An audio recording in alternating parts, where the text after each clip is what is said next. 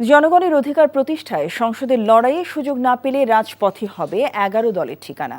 সংসদে বিরোধী দলীয় নেতা ডাক্তার শফিকুর রহমান এমন হুঁশিয়ারি দিয়ে বলেছেন, বিএনপি জনগণকে ধোঁকা দিয়ে গায়ের জোরে স্বৈরশাসক হতে চাইলে জনগণকে নিয়ে তা মোকাবেলা করা হবে। জুলাই সনদ বাস্তবায়নে গণ আন্দোলনের প্রস্তুতি নিতে সবার প্রতি আহ্বান জানান বিরোধী দলীয় চিফ হুইপ। জাহিদ রহমানের রিপোর্ট। রাজধানীর কাকরাইল ডিপ্লোমা ইঞ্জিনিয়ার্স ইনস্টিটিউশনে মুক্তিযুদ্ধ হলে জুলাই যোদ্ধা ও শহীদ পরিবারের সদস্যদের সাথে মত বিনিময় সভার আয়োজন করে ১১ দলীয় ঐক্য। অবিলম্বে সরকারকে গণভোটের রায় মেনে জুলাই সনদ বাস্তবায়নের দাবি জানান শহীদ পরিবারের সদস্য ও আহতরা।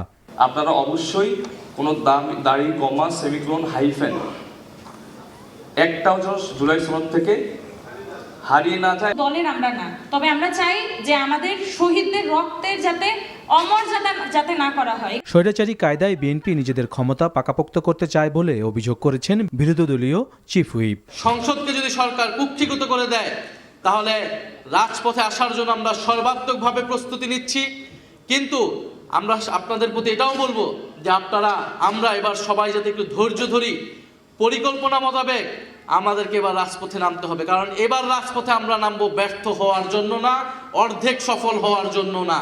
আর জামায়াতের আমির বলেন, গুম, মানবাধিকার, পুলিশ সংস্কার কমিশন সহ নানা গুরুত্বপূর্ণ অধ্যাদেশ বাতিল করে বিএনপি প্রমাণ করেছে তারা পতিত স্বৈরাচারের পথেই হাঁটছে।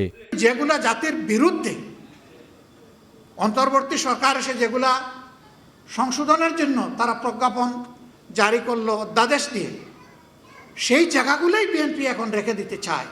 যতদিন সংসদের ভিতরে লড়াই করতে পারবো ততদিন থাকবো, এর বাইরে 1 মিনিটও থাকবো না। রাজপথ আমাদের মূল ঠিকানা, সংসদ আমার মূল ঠিকানা নয়। সংসদে বিরোধী দলকে অন্ধকারে রেখে সরকারি দল ব্ল্যাকমেইল করতে চাইলেও তারা ফাঁদে পা দেয়নি বলেও জানান বিরোধী দলীয় নেতা। এই বিজয়ে কোনো জাহিদ রহমান, এনটিভি নিউজ, ঢাকা।